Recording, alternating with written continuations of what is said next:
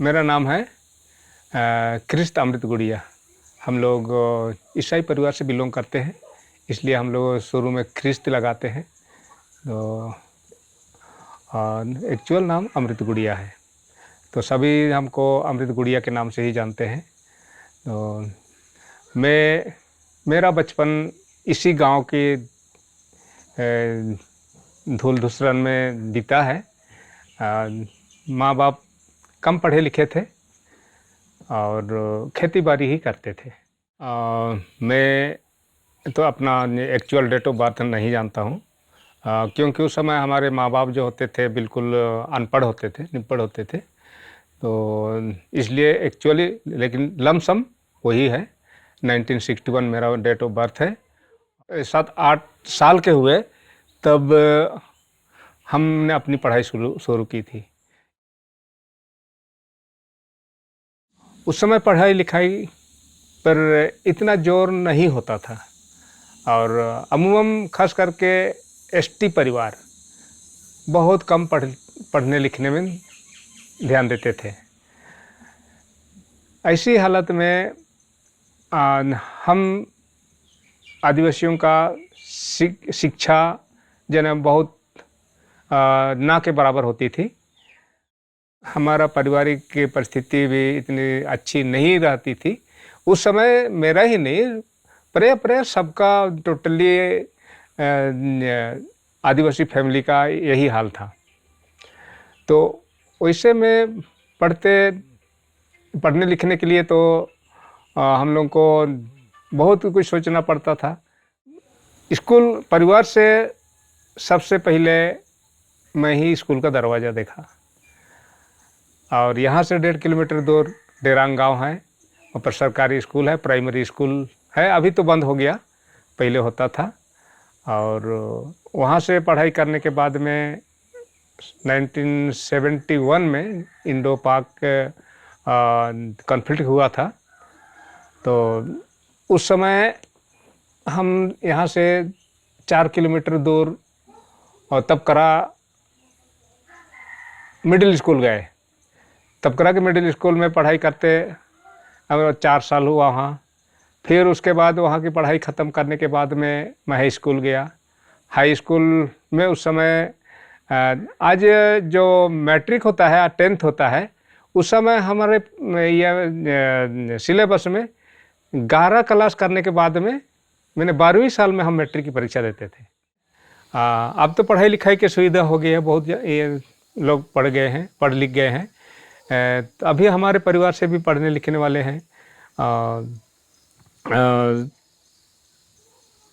मेरे बच्चे हैं, पहला लड़की थी, उनको बीएससी करा करके उन्हें बीएड किए और उनकी शादी हो गई है। वो रांची में उनकी शादी है और फिलहाल तो वो लोग बॉम्बे में रहते हैं। दूसरी की शादी हुई, मैंने पढ़ाई हुई, वो भी ग्रेजुएशन, और उसको भी टीचर ट्रेनिंग सब करके उसकी भी शादी हो गई है। तीसरी बेटी अभी घर में है ग्रेजुएशन करके। और चौथा मेरा बेटा है, सैनिक स्कूल तिलैया से पढ़ाई किया और उसके बाद में वहाँ पढ़ाई करने के बाद में रांची के अंदर ही रह करके उन्होंने ग्रेजुएशन किया, फिर पीजी किया और अभी वो पीएचडी कर रहे हैं रूरल इकोनॉमिक्स में। इस प्रकार से हमारे परिवार का उत्थान हुआ है, हम नहीं कहेंगे कि उत्थान नहीं हुआ है। और उस समय से आज हम पढ़ लिख जाने के कारण इधर गांव के तरफ भी हर गांव का, अब तो हर घर का आदमी मैंने पूरा ही 99% जो पढ़ लिख गया है।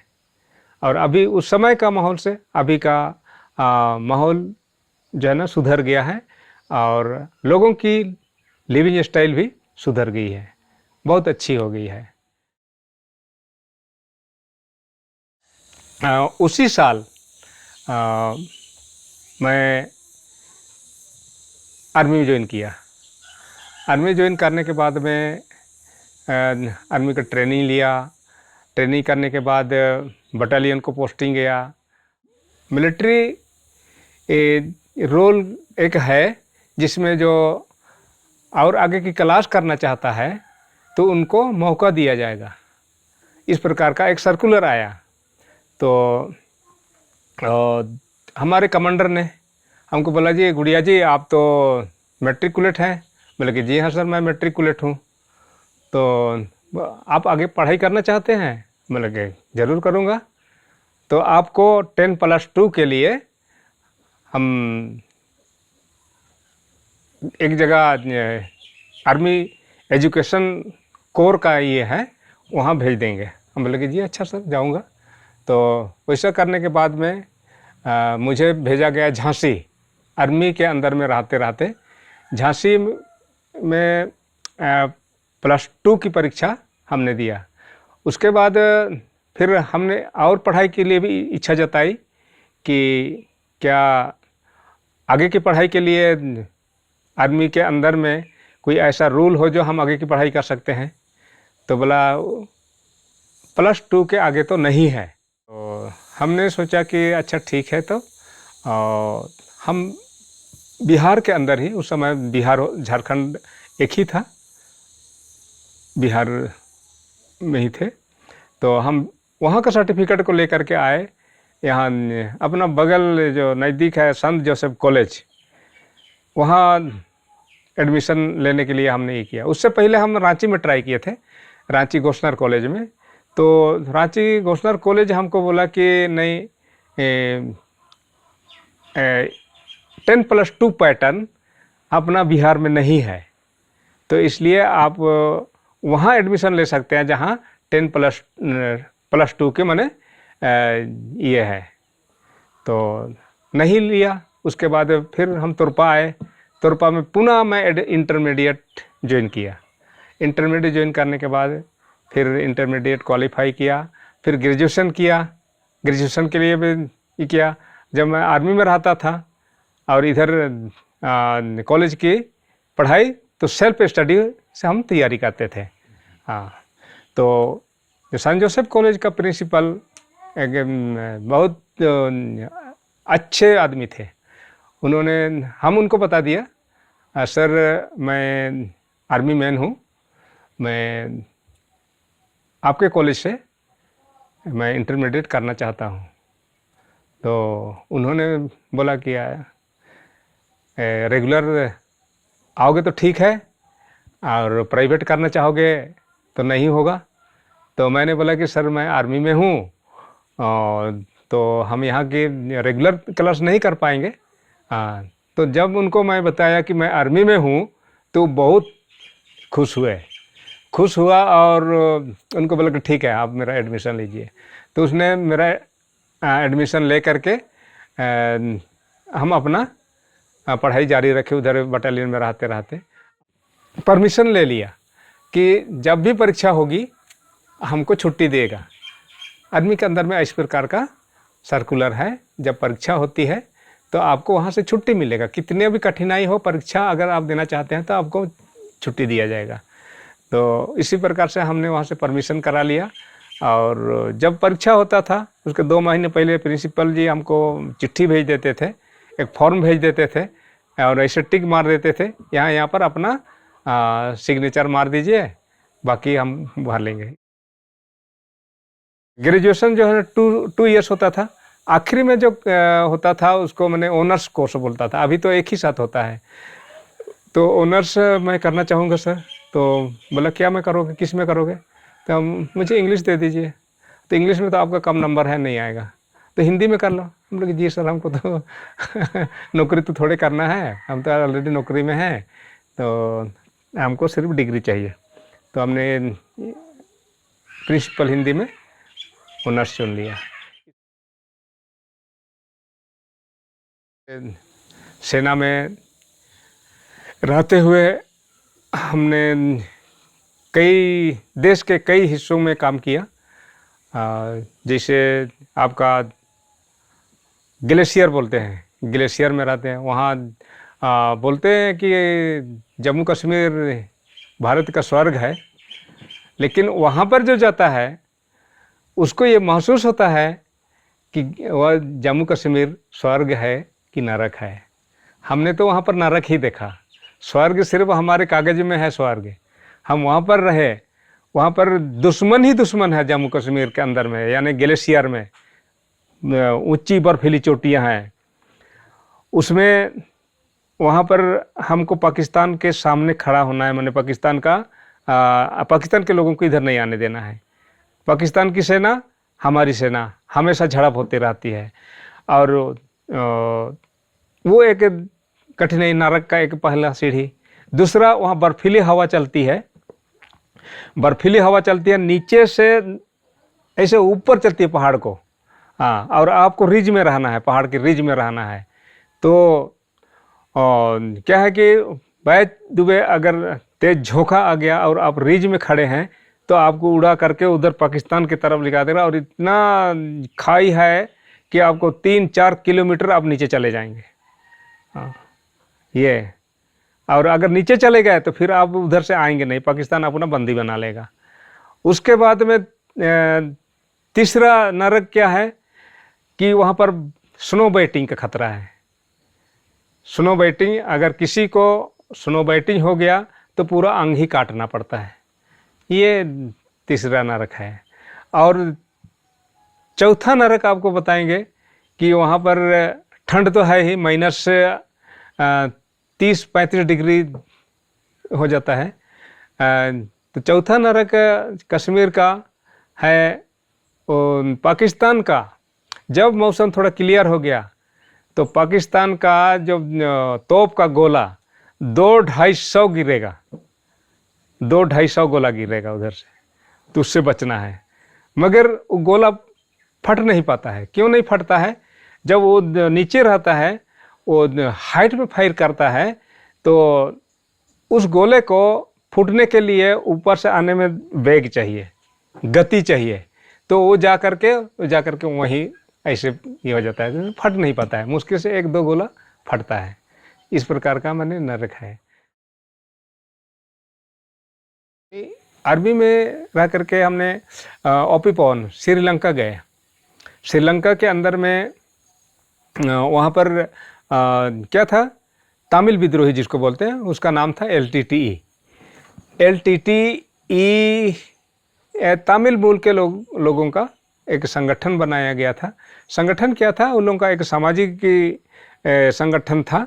लेकिन श्रीलंका सरकार तमिल लोगों को कोई सुविधा देना नहीं चाहता था, कोई सुविधा देना नहीं चाहता था। इंदिरा गांधी के समय में उन्होंने इंदिरा जी से अपील किया कि हम तो यहाँ पर शरणार्थी के रूप में हैं, कुछ हमारे लिए मदद कीजिए। तो इंदिरा जी ने बोला कि ठीक है, आप लड़िए, पॉलिटिकली लड़िए, ये तो जो भी मैंने ये है उस प्रकार से लड़िए। तो इन्होंने क्या किया कि पॉलिटिकली सिर्फ नहीं सुना जा रहा है, तो हम एक विद्रोही गुट बनाएंगे। उन्होंने यही गलती किया कि विद्रोही गुट बना लिया। तो इस प्रकार से जब ज़्यादा वहाँ पर विद्रोह बढ़ गया तो भारत सरकार ने बोला कि ठीक है, वहाँ हमारे लोग हैं, हम अपने लोगों को मना लेंगे। ये समझ करके यहाँ की सेना को श्रीलंका की धरती पे भेजा। लेकिन क्या किया यहाँ के आर्मी अफसर्स लोग, इन्होंने हमारे साथ धोखा किया, या तो जो उनके साथ बीच में जो समझौता था उसको तोड़ा कि हम आपके साथ में भाईचारे का व्यवहार करेंगे, उसको नहीं किया। जैसे इंडियन आर्मी पहले फेज में श्रीलंका में उतरी थी, उनको बहुत रिस्पेक्ट किया श्रीलंकन ने, वहाँ की जो विद्रोही गुट ने, कि मेरा बड़ा भाई आ गया और अब हमारा सहायता करेगा। इस प्रकार से उन्होंने एक भरोसा जताया अपने आप में। लेकिन क्या हुआ कि इंडियन आर्मी को अपना बड़ा भाई समझ करके विद्रोही गुट का जो शीर्ष नेतृत्व था, नेता लोग थे, उन्होंने इंडियन आर्मी को सरेंडर कर दिया कि अब हमारा लड़ाई लड़ी है बोल करके, हाँ सरेंडर कर दिया। तो सरेंडर करने के बाद में हमारे आर्मी के ऑफिसर्स ने हमारे साथ ही या तो उनके साथ ही गद्दारी किया। गद्दारी क्या किया कि उन्होंने चुपचाप श्रीलंका सरकार से समझौता करके जितने विद्रोही गुट इंडियन आर्मी को सरेंडर कर गए थे उनको सौंप दिया, हाँ उनको सौंप दिया। और जब उनको जाफना एयरपोर्ट से एयर में उनको डाला जा रहा है कोलंबो ले जाने के लिए, तो उनको यकीन हो गया, विद्रोही गुट को यकीन हो गया कि हमारे साथ में ये धोखा हो गया। और उनको कोलंबो एयरपोर्ट में उतार करके किधर एक साइड में ले करके उनके गले में टायर बांधा और उनको आग लगा दिया। आग लगा करके उनको ये कर दिया और उसमें टेलीकास्ट कर दिया टीवी में, देखो जो सरकार के खिलाफ लड़ेगा उनको ये सज़ा दी जाएगी, उनको ये सज़ा दी जाएगी। तब क्या किया, वो वहाँ के विद्रोही गुट ने, जिस पर हमने भरोसा किया था, हमारा बड़ा भाई है और हमने अपना उनको समर्पण दे दिया, ये हमारे साथ में धोखा कर रहा है, तो पहले हम उन्हीं से लड़ेंगे। तो इंडियन आर्मी के साथ में उन्होंने लड़ना शुरू किया और कई कई टैंक उड़ा दिया, गाड़ियाँ उड़ा दिया, जवानों को उड़ा दिया। उनका लड़ने का तरीका कुछ और था, गोरिल्ला वार। इस प्रकार से इंडियन आर्मी सक्सेस नहीं हुई और वहाँ से हम लोग 88 में गए थे।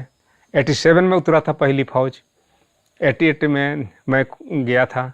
उसके बाद 89 90 में हम आ गए वहाँ से। फिर 92 तक वहाँ कुछ आर्मी की टुकड़ी रही भारत की, वहाँ का शांति बहाल किए बगैर ही लौट गई। बहुत वहाँ पर ऐसे किया गया था कि रोड के अंदर में, रोड के नीचे बड़े बड़े क्या बोलेंगे उसको, ड्रम जो 200 लीटर पानी वाला होता है, उतना बड़ा ड्रम में उन्होंने एक्सप्लोसिव भर करके गाड़ दिया है जगह जगह पर, और किसी को पता नहीं कहाँ है। उनको पता है LTTE को, LTTE वहाँ का विद्रोही गुट का नाम है LTTE, जो प्रभाकरण हुआ करते थे उसके लीडर। तो जब आर्मी की गाड़ी जाती थी या तो श्रीलंका की सरकार की माने कोई आर्मी आती जाती थी, उनको एकदम मिनटों में उड़ा देते थे, इस प्रकार का। तो कुछ कुछ को हम इंडियन आर्मी वाले जवानों ने खोज कर निकाला माइन डिटेक्टर से। उसके बाद में जो बाकी रह गया उनको ब्लास्ट किया, और उस ब्लास्ट में हम भी एक बार फंसे थे, 2 बार फंसे थे। माइन ब्लास्ट किया हमारे ऊपर में, तो हम ROP करते थे। ROP मतलब रोड ओपनिंग पार्टी, जो गाड़ी के मूविंग के पहले, गाड़ी मूव करने से पहले उस रोड को चेक किया जाता था, जांच किया जाता था कि कहाँ पर माइन्स है। माइन डिटेक्टर होता था और उससे पूरा खोजा जाता था। उस दिन हमारी टीम एक जंगल था, वहाँ पर जंगल तरफ से नहीं पार हो करके पूरे रोड पे आ गए ऐसे। तो उसी समय वहाँ पर माइन ब्लास्ट कर दिया, और उस ब्लास्ट के हम बिल्कुल करीब थे, बिल्कुल मेरा से 15 कदम उतना दूर में माइन ब्लास्ट हुआ, और इतना बड़ा माइन। और उस माइन का डिजाइन कैसे होता था कि 2 पार्ट होता था उसमें। एक पार्ट यानी 2 फीट हाइट का 2 बक्सा होता था, और सेम बक्सा, एक बक्से में पूरा एक्सप्लोसिव होता था, और सामने का जो बॉक्स होता था, पेटी होता था, उसमें रड के छड़ काटे हुए इतने बड़े बड़े। हाँ, और जब ब्लास्ट होगा तो रोड को जितना ज़्यादा कवर कर सके उस प्रकार से उसको लगाया जाता था। जब अगर माइन ब्लास्ट होगा, ये रोड है, तो ये रोड को यहाँ से लेकर के वहाँ तक जितना कवर कर सकेगा, इस प्रकार वो ये होता था। तो उसमें 4 माइन्स लगे हुए थे, 4 बम। तो जो बीच वाला था उसी में हम पड़ गए थे।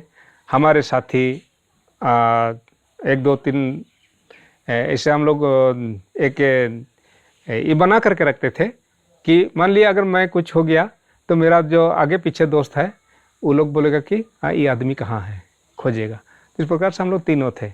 और जब ब्लास्ट हो गया तो मेरे पीछे जो था लड़का साथी था, उनको 2 छर्रा लग गया, एक कमर के सीधे में और एक बिल्कुल ये जो कंधा के पीठ में। और दूसरा साथी था, उनको सीधे जा कर के छर्रा जो है ना पीछे से अंदर घुस गया। तब हम देख रहे थे, हमको तो अब पता ही नहीं चल रहा है कि क्या हो गया। अचानक ब्लास्ट हुआ, पूरा धुआं एकदम भर गया हुआ, काला काला एकदम उमड़ रहा है। जैसे नीचे से धुआं छटते जा रहे, देख रहे हैं एकदम रोड में लोग गिरा हुआ है पूरा। करगिल का युद्ध होने से 3 साल पहले मैं रिटायरमेंट आ गया था। करगिल 99 में हुआ। तो हमने हमारा जो बिहार रेजिमेंट है, बिहार रेजिमेंट के हम आर्मी थे। तो जब करगिल युद्ध हुआ था जून जुलाई आसपास में, नहीं अक्टूबर नवंबर में, शायद अक्टूबर नवंबर। तो मैं central command, Bihar regiment centre Danapur का कमांडेंट को जा कर के बोला कि सर मैं युद्ध में जाना चाहता हूँ, कारगिल में जाना चाहता हूँ। बोला ठीक है, अच्छा है। और अभी तक वैसा कोई ऑर्डर नहीं आया है कि आपको भेजा जाएगा, लेकिन ऑर्डर आएगा तो हम आपको भेजेंगे। इस प्रकार से उन्होंने मना कर दिया और हम कारगिल युद्ध को नहीं देख पाए। मैं 1996 में उधर ही से हमारा एक भारत का हिस्सा पड़ता है नौगांव सेक्टर, जो आर्मी का बेस है, वहीं से हम 1996 में रिटायरमेंट आया और अभी परिवार के साथ में एक खेती बाड़ी करके अपना जीवन यापन कर रहा हूँ। रिटायरमेंट आने के बाद में हमारा ये खेती बाड़ी, यही हमारा एक खेती बाड़ी का दुनिया ही है जीने खाने के लिए। सब जितने भी आदिवासी कम्युनिटी के लोग हैं इसी प्रकार से अपना जीवन बिताते थे, कम आमदनी में। प्रकृति के तरफ से आदिवासियों के लिए, चाहे यहाँ जो अगल बगल में हमारे व्यवसायी लोग हैं उनके लिए भी इस क्षेत्र का जो प्राकृतिक के क्या बोलते हैं उपहार है कि हमको खेती अगर नहीं भी होगा तो हम साल भर अपना ज़िंदगी आराम से जीवन जी सकते हैं। क्यों? हमारा जैसे अभी फल का सीज़न आ गया, हम कुछ समय फल खा लेंगे, उसके बाद दूसरा फल आएगा, उसको खाएंगे, उसको ख़त्म होने के बाद तीसरा फल आएगा, उसको खा लेंगे। खेती किया हुआ मात्र से हम 6 महीना 7 महीना खा लेते हैं, बाकी इसी प्रकार से हमारा जीवन सर्कल जो है चलते रहता है। तो ये हमारे लिए बहुत माने प्रकृति का एक बड़ा उपहार है।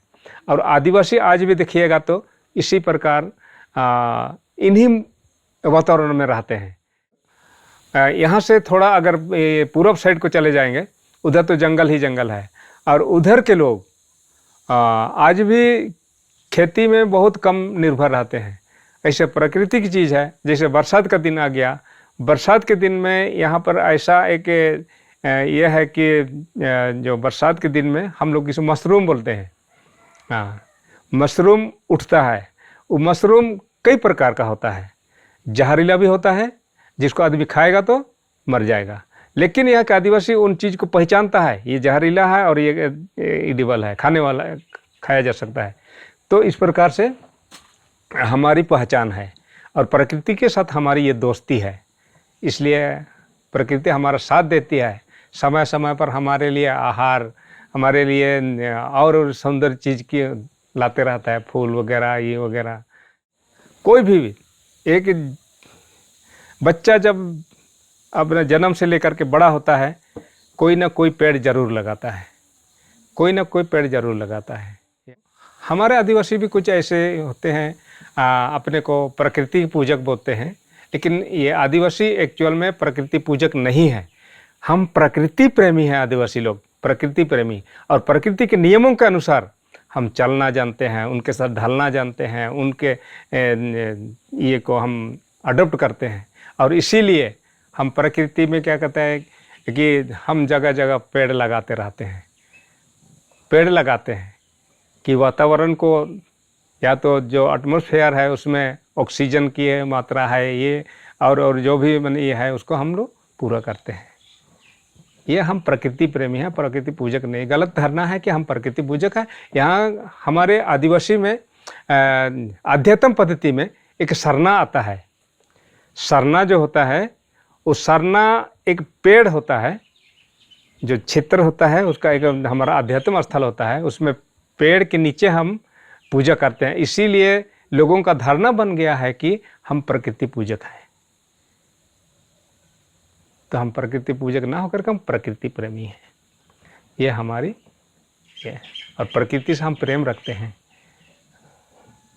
यह हमारी आदिवासियों की खासियत है। हड़िया देखिए, हमारे आदिवासी समाज में ये बिक्री का चीज़ नहीं था। हमने अपने जीवन काल में ही देखा है।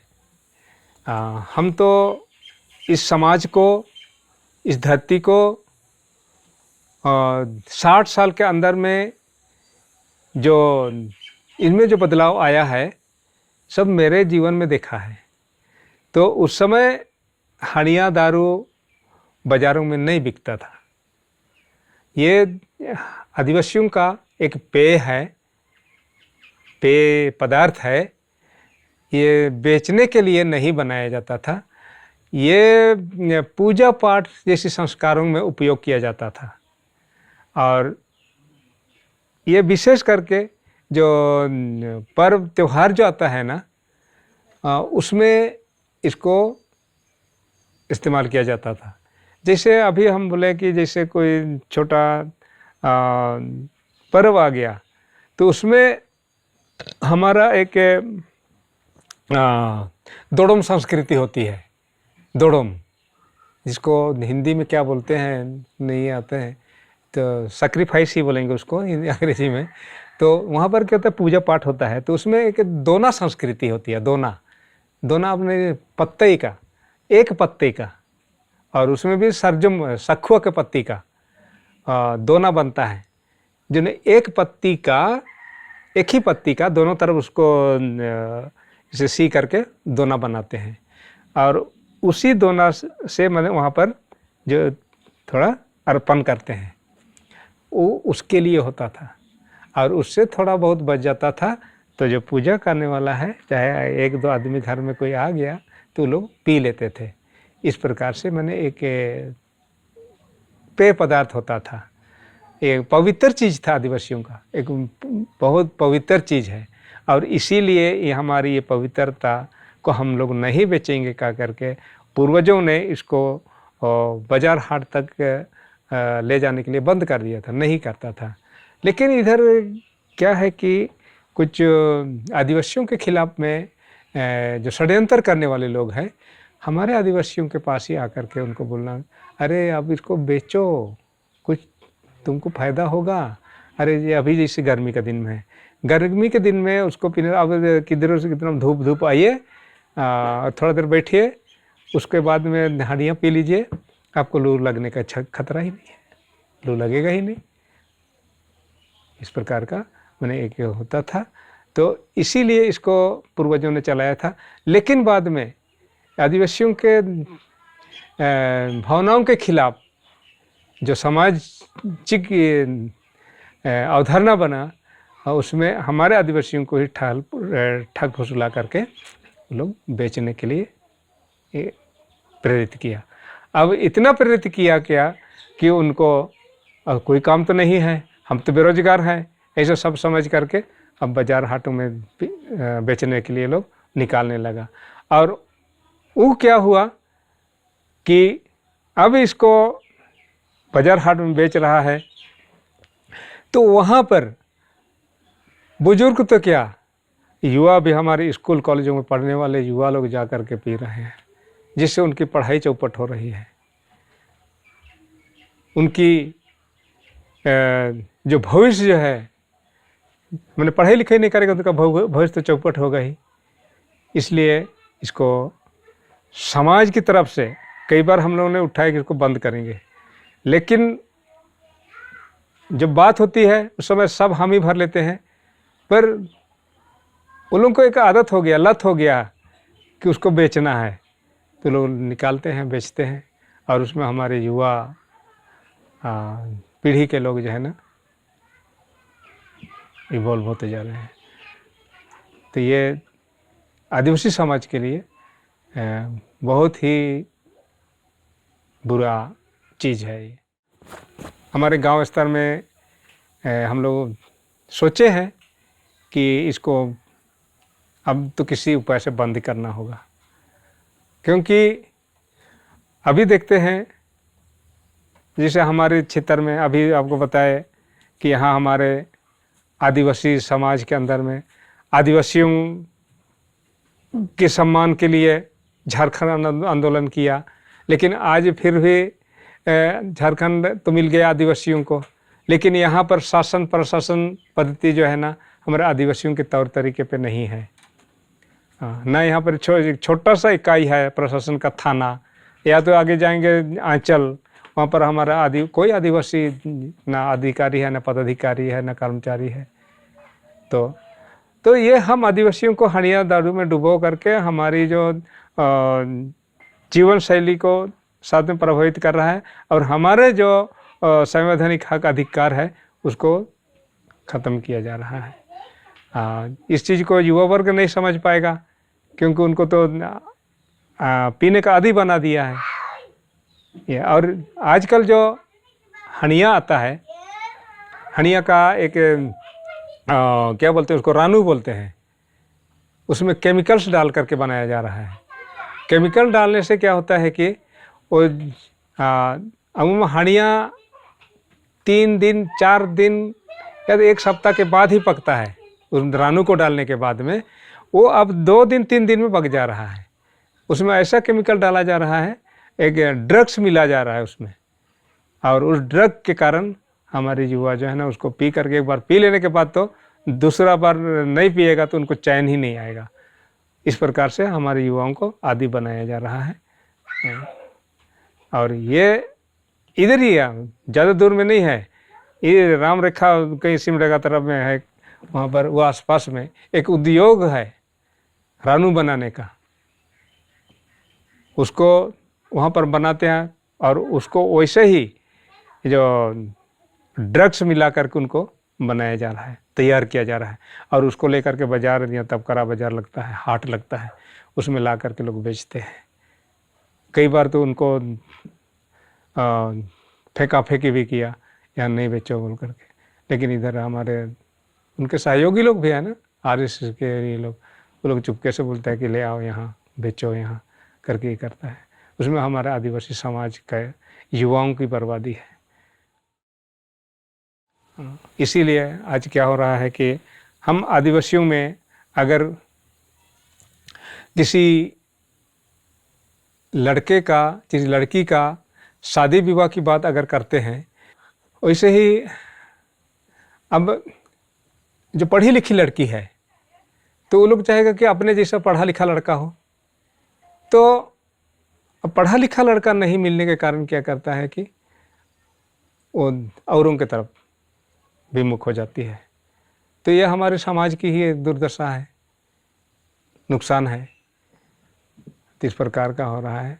तो हमारे आदिवासी समाज से भी हम लोग चाहते हैं कि कोई इंजीनियर बने, डॉक्टर बने, कोई वकील बने, कोई और प्रशासनिक अधिकारी बने, IAS IPS बने, अगर ये हणिया दारू छूट जाएगा तो IAS IPS बनने में यहाँ के युवा अव्वल रहेंगे, पीछे नहीं हटेंगे। आपको बोले कि यहाँ ना लगन की कमी है, ना बुद्धि की कमी है, ना ही मैंने ताकत की कमी है, सब कुछ में तो अव्वल हैं। लेकिन ये हणिया दारू जो है लोगों को ऐसे उनकी मानसिक कमजोरी को मैंने बना के रख रहा है। हणिया दारू छोड़ दिएगा जिस दिन, आदिवासी समाज बहुत आगे निकल जाएगा। उपाय तो है, छोड़ना होगा। और इसमें अगर एक नियम बनाना होगा, सरकार का नियम नहीं, ग्रामीण स्तर पर नियम बनेगा, नियम बनाएगा, उसके बाद उनको लागू करने के लिए ग्राम सभा सक्षम है, उनको नियम बना देंगे। अगर कोई इसको बेचेगा तो उनको इतना जुर्माना लगेगा, और दूसरी बार अगर फिर अगर पकड़ा गया तो उसको और इतना देना पड़ेगा। इस प्रकार से करने से सब ठीक हो जाएगा। खास करके देश के अंदर में, और यही मनुवादी सोच वाले लोग हैं जो आदिवासियों को तोड़ने का काम कर रहे हैं। आदिवासियों को किस रूप में तोड़ रहे हैं? ये आदिवासी शक्ति एक जो है ना, शक्ति ही नहीं, एक महाशक्ति है, सामाजिक शक्ति, सामाजिक महाशक्ति है। तो आदिवासियों को तोड़ने के लिए ही उन्होंने धर्म की राजनीति किया, और ये धर्म की राजनीति में हम आदिवासियों को तोड़ करके उन्होंने अपनी छवि बनाई है। और इधर हमारी जो सामाजिक महाशक्ति थी उसको तोड़ा बीजेपी ने, और हमको ही बीच में बांट करके सरना ईसाई कर दिया। सरना वाले बहुत कम लोग हैं जो सारी चीज़ों को जानते हैं, क्योंकि सरना जो हम लोग बोलते हैं आदिवासी समाज में हम एक ही हैं। जैसे यहाँ पर मुंडा लोग हैं, इनकी जो कम्युनिटी है मुंडा है, तो मुंडा में ईसाई भी है और जो सरना भी है। तो यहाँ पर हमारा ही मुंडा समाज को इन्होंने तोड़ करके अलग अलग कर दिया। अब उनको ऐसा पाठ पढ़ाया गया कि ये ईसाई विदेशी हैं, ये उनके ये में आप क्यों रहे हैं, आप तो यहाँ के हैं, आपकी अपनी धर्म पद्धति है, आपकी अपनी आध्यात्मिक पद्धति है। अब ईसाई जो विदेशी से आए हैं, विदेशों से आए हैं, उनको आप क्यों मान रहे हैं? तो आपको सरना धर्म करना चाहिए। तो इस प्रकार से उन्होंने जो हमारे कम सोचने समझने वाले लोग हैं, बोले कि सही बोल रहा है, इन्होंने अपना लड़ाई शुरू कर दिया कि सरना ईसाई में। तो ये नहीं समझता है कि सरना और ईसाई आदिवासियों में ये कोई नहीं होता है, कि इनकी संस्कृति जो है एक ही है। हम धर्म के लिए लड़ रहे हैं, धर्म के लिए लड़ रहे हैं।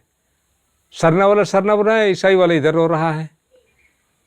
तो इसमें क्या है कि हम बीच में लड़ रहे हैं, तो हमारी संवैधानिक अधिकार है उसको हमसे छीन रहा है। ये हमें नहीं पता है, हम धर्म की लड़ाई लड़ रहे हैं, जबकि धर्म हमें एक वक्त की रोटी नहीं दे सकता है, और हम इधर अपना संवैधानिक अधिकारों का जो मूल्य है उसको हम छोड़ते जा रहे हैं।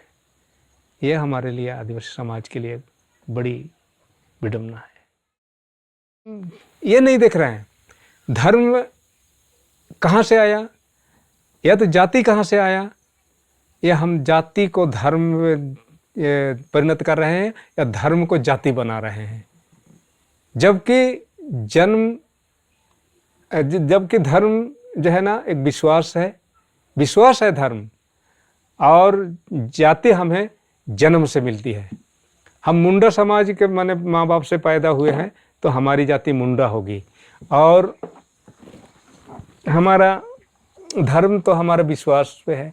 अगर आज हम ईसाई हैं, कल और कुछ होंगे, और कोई दूसरा होगा, वो भी वैसे ही होगा। तो ये हम जाति को धर्म बना करके और धर्म को जाति बना करके ये हम लड़ रहे हैं। ये सबसे बुरी बात है।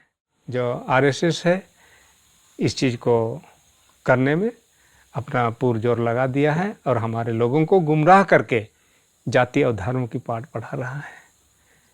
ये आदिवासी नहीं तो आपको पहले बताए थे, ये ना प्रकृति पूजक है न कुछ और है। बाकी ये हम प्रकृति प्रेमी हैं। जन्म से लेकर के मरण तक मुंडाओं का एक ही संस्कृति है। जैसे मुंडा लोगों में क्या होता है कि एक जन्म से शुरू करते हैं। मुंडा परिवार में कोई बच्चा जन्म लेता है तो जन्म के साथ में माँ की कोख से अशुद्धि आती है, अशुद्धि निकलती है। उसको मुंडा समाज में इसको एक सम्मान सूचक शब्द देता है बाहगितिल, बहुत सुंदर शब्द है। और जातियों में उसको और तरीके से डिफाइन करता है, लेकिन आदिवासी समाज उसका भी सम्मान के साथ बोलता है कि बाहगितिल। और उसको जब बच्चा से वो अशुद्धि अलग हो जाता है, अलग कर देते हैं, तो उसको परिजन उस अशुद्धि को घर के पिछवाड़े में लेकर के गड्ढा खोद कर उसको दफना देते हैं। और दफनाने के बाद में उसके ऊपर एक पत्थर रख देते हैं। तो आदिवासी मुंडाओं का जीवन में उसके नाम का वो पहला पत्थर होता है। हाँ, और ये बाइबिलिकल है, तो इसी चीज़ को हमारे सरना भाई लोग नहीं जानते हैं और ईसाइयों को इसीलिए कोसते हैं कि आप तो ये संस्कृति छोड़ दिए हैं। नहीं, छोड़ा नहीं। आज के दिनों में भले कुछ सरकारी या तो साइंस का डेवलपमेंट हो जाने के कारण क्या होता है, गांव घर में उनका प्रसव नहीं करा करके हॉस्पिटलों में कराते हैं, इसलिए उनकी अशुद्धि उधरी छूट जाती है। या और तो बहुत लोग ले आते हैं और गाड़ा जाता है यहाँ, और उसके ऊपर में एक पत्थर लगा देते हैं। ये उनके जीवन का पहला पत्थर होता है। हालांकि उनका जीवन काल में, उनका बाद के दिनों में उनकी सामाजिक मान्यता भले नहीं रह जाती है। ये जन्मने के बाद ना ये कान को छेद दिया जाता था। और अभी नहीं होता है, अभी भी होता है होने को, अभी भी होता है, लेकिन अभी कम हो गया है। तो इसको छेदने का मतलब था कि पुराने समय में हम इसको तुलना करते हैं ईसा के पूर्वजों का ये जब ईसा के पूर्वज गुलामी में थे तो उनको एक पहचान के रूप में कान में छेद दिया जाता था। एक पहचान था और इसमें एक धागा टांग दिया जाता था कि इनका ये पहचान था कि इनका गुलाम है। हाँ, तो बाद में उनमें क्या हो गया, एक रिवाज बन गया कि अरे वो काहे करेगा, हम लोग आपस में ही चलो एक दूसरे को छेद देते हैं। और जो बातें बाइबिलिकल लिखी हुई है ना, आज का व्यवहार में भी लोग वैसे ही करते हैं। बच्चा को ये छेदा कर देते हैं, छोटा बच्चा होता है उसको जो छेदने वाला होता है वो ले जा करके उधर किसी ये में छुपा देता है, ऐसे दीवार मैंने कीवाड़ के पीछे छुपा देता है इस प्रकार करता है। तो ये मुंडाओं की जो संस्कृति है ना, टोटली बाइबिलिकल है, टोटली। खास करके मुंडा जन समुदाय में एक ही टाइटल के अंदर में शादी नहीं होती है।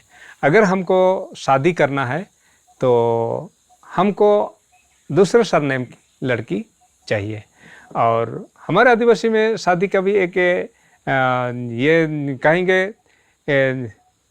एक रिवाज कहेंगे या तो एक विडम्बना कहेंगे इसको, कि लड़की वाले लोग लड़का ढूंढने नहीं जाते हैं।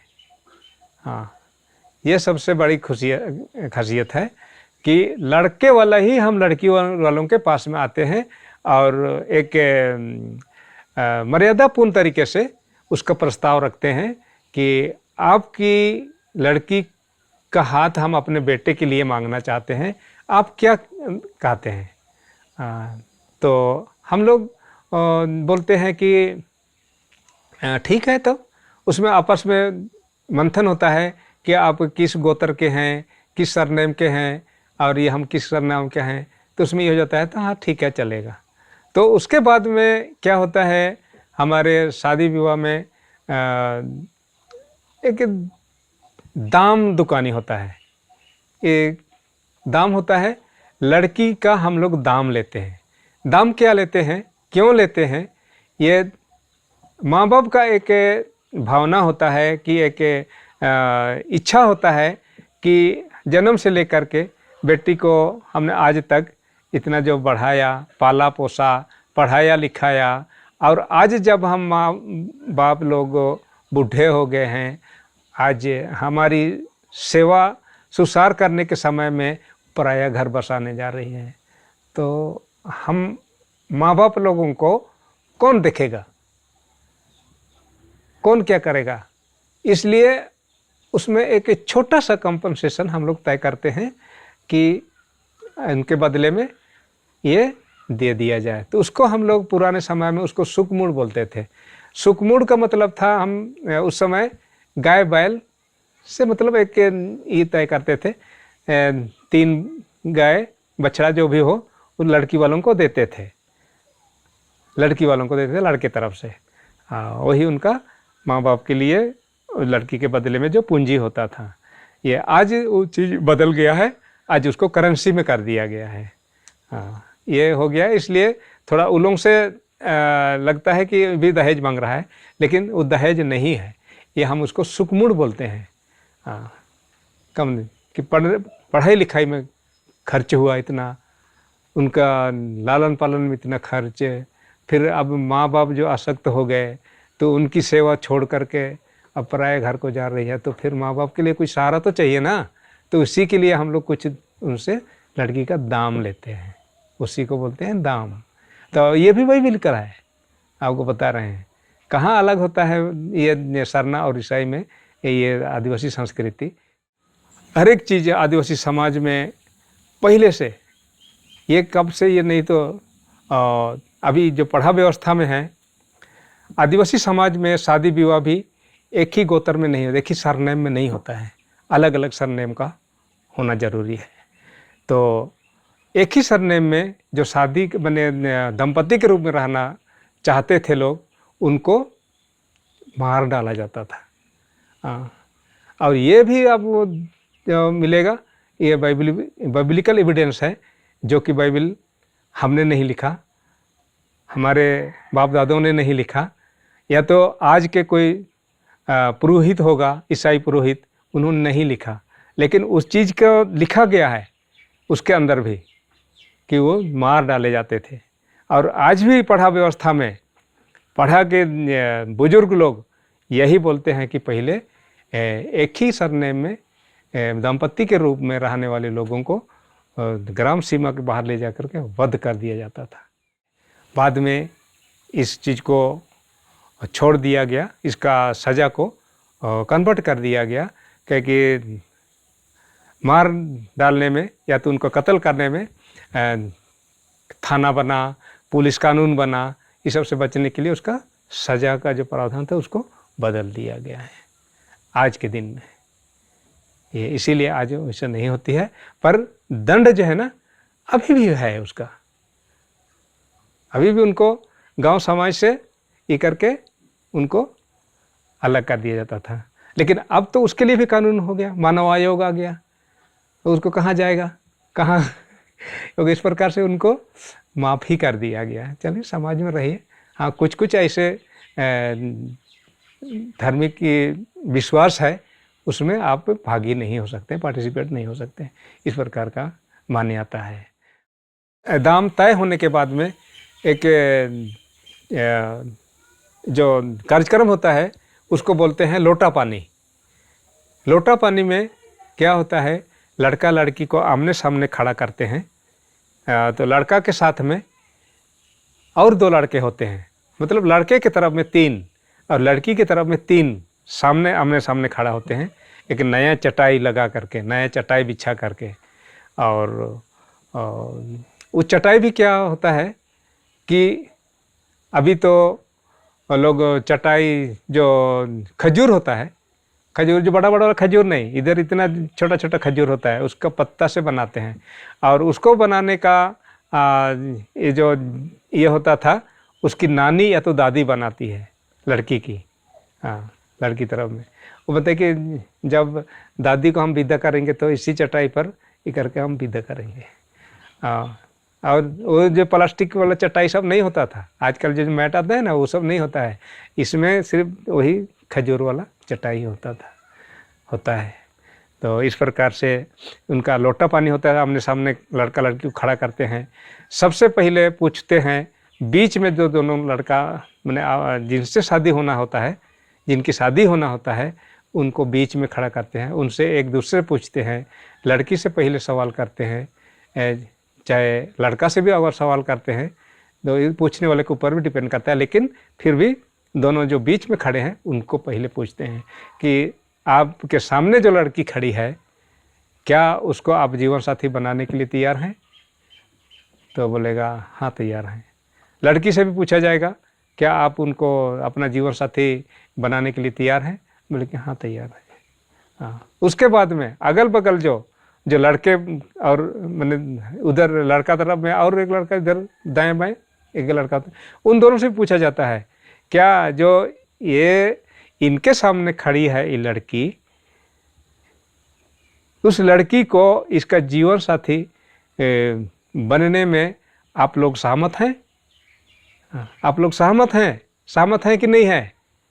तो बोलने कि हाँ सहमत हैं। लड़की से भी उसी प्रकार पूछा जाता है। उसके बाद वहाँ पर एक हिदायत दे दी जाती है, देखिए अगर ये लड़का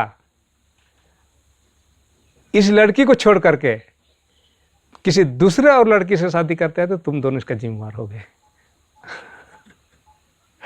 और लड़की से भी वही बोला जाता है कि अगर देखो जो सामने लड़का है उसको छोड़ करके अगर दूसरा लड़का अगर ढूंढती खोजती है तो तुम दोनों इसका जवाबदेही होगे। ये होता है। फिर बड़का कुटुंब होता है।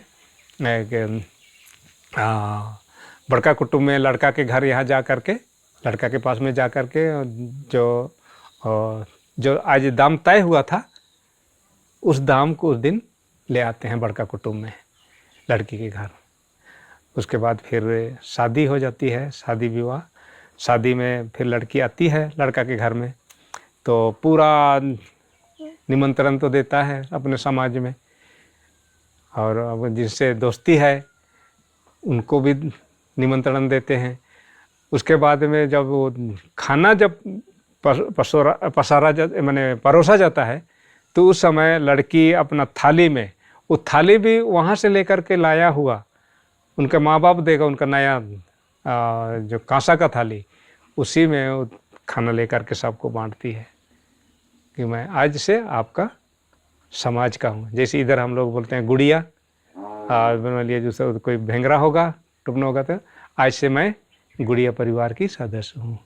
इस प्रकार से वो उस एक प्रसादी होता है उनके लिए, ये आप स्वीकार कीजिए, आपके पूर्वज जो हैं उनके जगह उनका मैंने सेवा सुसार मैं करूँगी, ये इसका मकसद होता है। अब हम ईसाई वाले क्या करते हैं, हम ईसाई समाज से ही लड़की ढूंढते हैं ना, ईसाई समाज में जा कर के हम बहू लाने के लिए प्रयास करते हैं।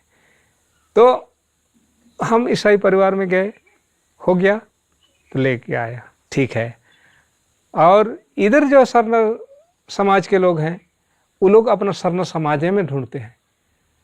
लेकिन आजकल क्या हो गया है, ये तो चाहे मैंने पहले भी होता था कि अगर ये सरना लड़का और ईसाई लड़की जिसके दोनों अलग अलग सरनेम हों और उन्होंने एक दूसरे के प्रति क्या बोलते हैं कि नज़दीकी बढ़ गया है, तो ये लोग आपस में शादी कर लेते हैं, उसमें समाज को कोई आपत्ति नहीं है। हाँ, हमारे ईसाई समाज की लड़की सरना समाज में अगर जा रही है तो वहाँ को उसका जो विधि विधान है उसके अनुसार उनको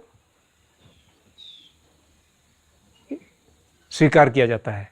और सरना समाज से कोई लड़की अगर ईसाई समाज में आती है तो उसको ईसाई समाज का जो नियम दस्तूर है उसके अनुसार ही होते हैं। कहाँ विवाद है, लेकिन विवाद तो बनाया जा रहा है, हम एक दूसरे से शादी विवाह भी कर रहे हैं और फिर होता है कि सरना है वो ईसाई है।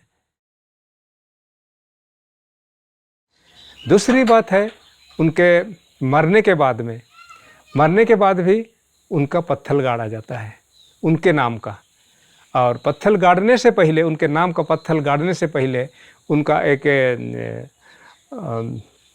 ये होता है, संस्कार होता है कि जो कब्र में जो गाड़ा गया है वहाँ से उनका हड्डी का अंश निकालते हैं। हड्डी का अंश निकाल करके अभी जो बताए थे वही सत्सन में ले जा करके वहाँ दफनाते हैं। ये परंपरा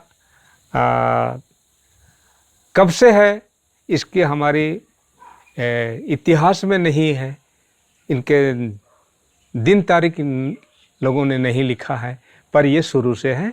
आपको बताए थे ये हमारा जो मेगालिथिक एज से ही रिलेटेड है।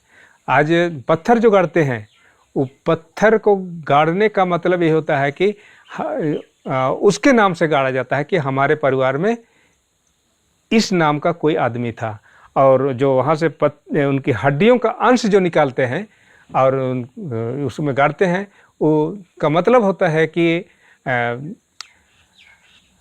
उनको हमारे परिवार के पूर्वजों के स्थान पर हम इसको शामिल करते हैं। आज इनका जन्म मरण चाहे किसी का भी आदिवासी समाज में जब कोई मरता है, कुछ होता है, तो इनका जो अंतिम संस्कार जो है ना दफन क्रिया से होता है। इनको कोई फ्यूनरल सजा करके, चिता सजा करके नहीं जलाया जाता है, ये दफनाया ही जाता है, क्योंकि इनका समाज में जीते हुए सिर्फ नहीं, मरने के बाद भी उनका संस्कृति कायम रहती है। जो वही बोले कि आपको हाड़ बिच्छी कहते हैं, जिसको उनका जो हड्डी है, उनका हड्डी का अंश को निकाल करके, कब्र से निकाल करके उस असन नामक स्थान में ले जाते हैं, वहाँ दफनाते हैं। पूरा रिचुअल के साथ में वहाँ दफनाते हैं। उसके बाद में फिर वहाँ से आने के बाद में पत्थर गाड़ी करते हैं उसके नाम से। हाँ, तो एक ही तो है ये। हमको मने ये लोग भरम जाल डाल करके हमको अलग अलग कर दिया ना, यही तो बात है। लेकिन इस चीज़ को बहुत कोई नहीं समझ रहा है। जो समझ रहा है वो जो एक ही चीज़ है। ये मुंडाओं का विधि व्यवस्था, ये जो अध्यात्म पद्धति, अगर ये धर्म का हिस्सा है तो ईसाइयों के धर्म खतियान में तो वो है, और ये अगर मुंडाओं का व्यवस्था है, मुंडा लोगों की सामाजिक व्यवस्था है, तो ईसाई लोग भी तो वही मुंडा लोग ही हैं, दूसरे थोड़े हैं। तो धर्मांतरण कहाँ है? धर्मांतरण नहीं है ना। और ईसाई ने आकर के यहाँ पर यहाँ के आदिवासियों को बहुत बड़ा तोहफा दिया है, बहुत बड़ा तोहफा दिया है। इस चीज़ को नहीं समझ रहे हैं लोग कि देखिए, आदिवासी समाज में सबसे पहला मैट्रिक पास करने वाला व्यक्ति है तो मरंगोम के जयपाल सिंह। उससे पहले किसी ने मैट्रिक पास नहीं किया था। उससे पहले बिरसा मुंडा मात्र 7 क्लास तक पढ़े हुए थे, वो भी ईसाई स्कूल में, मिशनरी स्कूल में। और उससे पहले किसी आदिवासी को किसी ने पढ़ने के लिए ना कोई प्रेरित किया, ना लोग पढ़े। कारण तो वही गरीबी। बहुत सारे तो उस समय भी इंग्लैंड वगैरह में, अमेरिका वगैरह में स्कूल थे, लोग वहाँ जाकर पढ़ते थे, लेकिन आदिवासियों के पास वो हैसियत नहीं था कि वो वहाँ जा कर के पढ़े। तो यहाँ पर हम समाज ईसाई और सरना में बटे हुए हैं, है ना। और यही कोसते हैं ईसाइयों को कि ये कल आया है और ये हमारी आदिवासी संस्कृति को नष्ट किया जा रहा है। तो ये उनका एक क्या बोलते हैं, झूठ को करने के लिए बड़ा षड्यंत्र है। हम आदिवासी सरना भाई बोलते हैं कि ईसाई लोग बाहर से आए हैं, ये है वो है, लेकिन नहीं। हम तो ही इसीलिए बोलते हैं कि आप पहले से हैं, पहले से थे, ठीक है। ये आपका मैंने सारा मैंने चीज़ चलिए आप ही का है, हाँ, आपके यहाँ 5,500 साल का इतिहास अब झारखंड का है। तो देखा, लेकिन आप उतना दिन से थे तो आपने अपने बच्चों के लिए एक अखाड़ा तो छोड़िए, एक प्राथमिक विद्यालय तक नहीं खोला, क्यों? अब कहाँ थे? और बोलते हैं कि ईसाई कल आया है। ईसाई तो आ करके आपके बच्चों के लिए ही स्कूल, प्राथमिक विद्यालय तो क्या, स्कूल, कॉलेज, यूनिवर्सिटी तक खोल दिया है, और आप बोल रहे हैं कि उसको कल आया है। गलत है ना? आज उन स्कूल कॉलेजों में किसके बच्चे पढ़ रहे हैं? यहाँ के जो गरीब युवा, गरीब लड़के, गरीब परिवार के बच्चे पढ़ रहे हैं। और यही कारण है कि आज ईसाइयों के स्कूल खोल देने के कारण इतना 99% जो है ना साक्षरता आदिवासियों में हो गई है।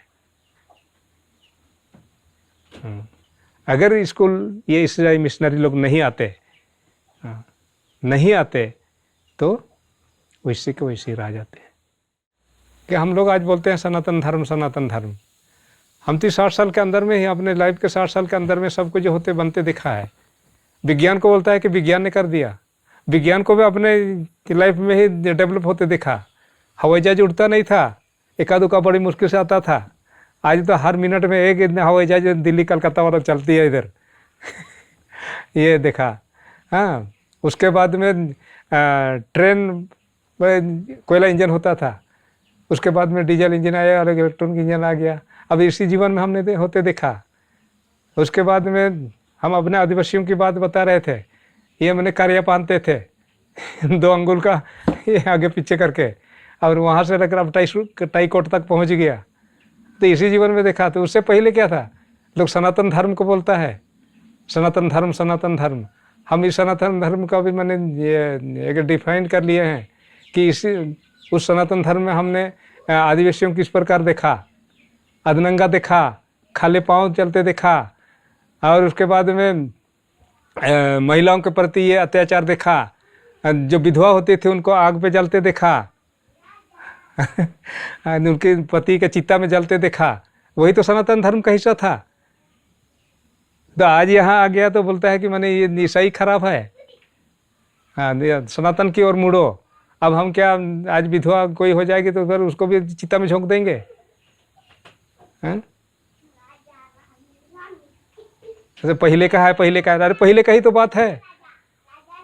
ये 19वीं सदी में, 19वीं सदी में ही राजा राम मोहन राय ने कि 18वीं सदी में उन्होंने ये कुप्रथा को इसको तोड़वाया है।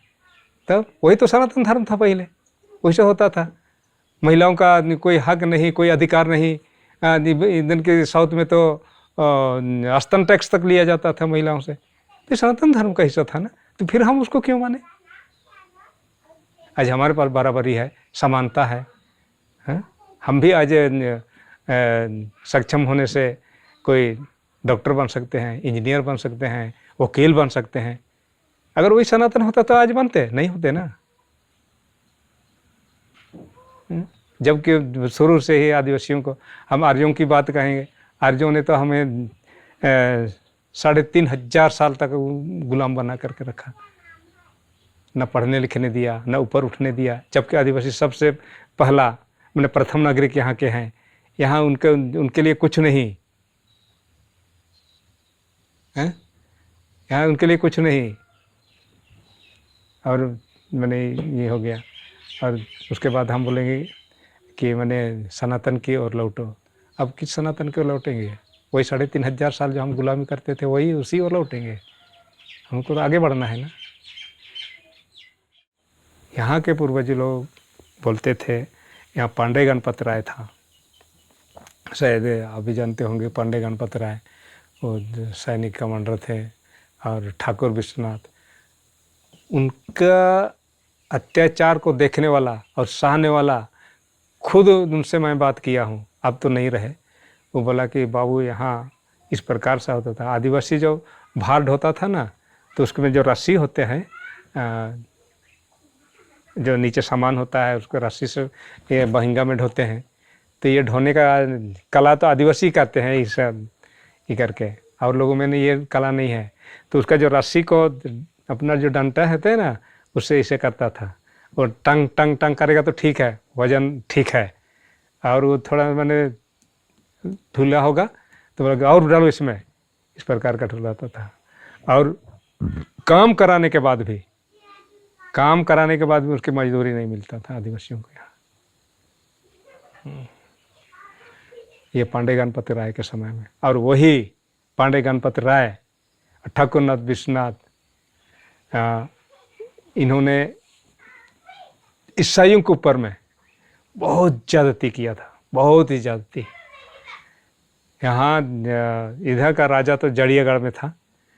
जड़ियागढ़ राजा का जब काम होता था, खेत तो आदिवासियों का, जमीन आदिवासियों का, लेकिन मालिक राजा।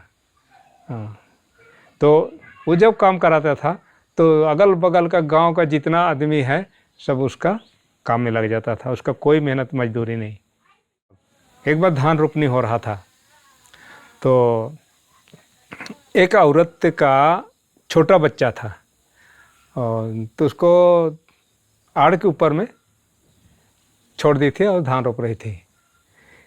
तो बच्चा रोने लगा और वो जा कर के उसको थोड़ा देर के लिए दूध पिलाने गई। तो इतना में ठाकुर विश्वनाथ आया और एकदम उसको लात मार करके खेत में गिरा दिया। तो काम छोड़ करके तुम बच्चे को दूध पिला रही है, इस प्रकार का है ये अत्याचार। तो तुरंत उस समय फादर लिवेंस हुआ करते थे उस समय, उन्होंने आकर के उनको देखा और लोग उसको बताया, इस प्रकार का उन्होंने किया बोल करके। तो कहाँ है, तभी फिर उन घोड़े से लौटा उसके पास में और उनको बोला कि मैं कल तुम्हारे पास में आऊँगा। उसके बाद में वो गया और उनको बहुत उल्टा सीधे बोला, और उसके बाद में उसको क्या मैंने उसके बाद तो मैंने ये हुआ। तो इस सब को देख करके ही यहाँ जो ईसाई लोग हैं तो काम पर विश्वास करने लगे और ईसाईयत की ओर ढलने लगे, और ढले भी तो उन्होंने अच्छा ही किया। इस प्रकार का उन्होंने अत्याचार झेला है आदिवासी। और धर्म का मतलब होता है अच्छा चीज़ को करने वाला को हम धर्म मानते हैं, बोलते हैं। हाँ, अगर किसी भूखे को कोई अगर खाना खिला दे तो उसके लिए एक धर्म हो जाता है ना। तो ईसाइयों ने तो वही तो किया है। यहाँ के अनपढ़ लोगों को स्कूल कॉलेज खोल करके जो उनकी बौद्धिक क्षमता को ऊपर उठाया है, तो ईसाई कहाँ बुरे हैं। तो यही नहीं चाहती है ना आरएसएस और बीजेपी के लोग, इसीलिए पूरा आदिवासियों के ऊपर में धर्मांतरण का आरोप लगाते हैं। धर्मांतरण तो क्या है पता नहीं उनके परिभाषा में। हम तो धर्म और ऐसे सीधे हम बोलते हैं कि धर्म अगर है, हम आध्यात्मिक पद्धति के रूप में किसी धर्म को मानते हैं, वो एक धर्म है। और हम आध्यात्मिक रूप में भी उसी को मानते हैं जो हमारे लिए अच्छा हो। जैसे हम एक चीज़ क्लियर बोलना चाहते हैं, जैसे हमारे हिंदू धर्म के अंदर में ऐसा है कि उसमें ऊंच नीच है, छुआछूत है, उसमें श्रेष्ठ अश्रेष्ठ है। तो हम उसमें रह करके हमारी जो स्थान है कहाँ रहेगी। हाँ, हम तो वही अछूत कहलाएंगे ना, हमारा कोई मान सम्मान नहीं करेगा। वहीं पर हम ईसाईयत में अगर देखते हैं तो वहाँ पर ना ऊंच नीच है, ना जातिवाद है, ना छुआछूत है, कुछ नहीं है, सब समान बराबर हैं। ऐसे भी लोग जाते हैं। तो वो चीज़ अच्छाई है, तो अच्छा को अगर हम धर्म कहेंगे तो ये हमारा धर्मांतरण बोलेगा, गलत है ना। हाँ, हम अच्छा चीज़ को अगर किसी भिखारी को खाना खिला रहे हैं और वो भिखारी जब हम पर विश्वास करके किसी दिन हमको नमस्कार करने आएगा तो बोलेगा कि ये धर्मांतरण करा लिए इसका, गलत बात है ना। ये धर्मांतरण नहीं है। बीजेपी सरकार आदिवासियों को एक कोई कीड़े से बढ़ करके नहीं समझती है, या तो आदमी भी नहीं समझता है, आदमी के बराबर भी नहीं समझती है। उदाहरण आपको अभी वर्तमान का बता दें, अभी देखिए नए संसद भवन जो बनाया गया है, देश का प्रथम नागरिक एक आदिवासी महिला है, राष्ट्रपति द्रौपदी मुर्मू। उस संसद के उद्घाटन के लिए 28 तारीख का दिन चुना गया है। 28 तारीख का दिन क्यों चुना गया है? उन लोगों को एक सपना है कि हिंदू राष्ट्र बनाएंगे। हिंदू राष्ट्र बनाने से क्या हो जाएगा, उसमें जो मनुस्मृति के जो सूत्र है उसी को लागू करना है। मनुस्मृति का सूत्र में वही कि आदिवासी ये चाहे ये लोग कीड़े मकोड़े हैं, इनको सजा देने से भी उनका कोई ये नहीं होगा, कानून बिल्कुल इस पर लागू नहीं होगा, या तो ये कानून के दरवाजा में नहीं जा पाएंगे। इस प्रकार की उनकी सोच है, जो द्रौपदी मुर्मू से संसद भवन का उद्घाटन नहीं कराने का मकसद यही है कि आदिवासी महिला है। आदिवासी उस संसद का उद्घाटन कर देंगी तो क्या होगा कि ये अछूत है, अछूत समझती है। इसीलिए नहीं तो हक बनता था द्रौपदी मुर्मू को संसद भवन का उद्घाटन करवाता, क्योंकि संसद और संविधान का जो हेड होता है राष्ट्रपति ही होता है, उसी से उद्घाटन करवाता।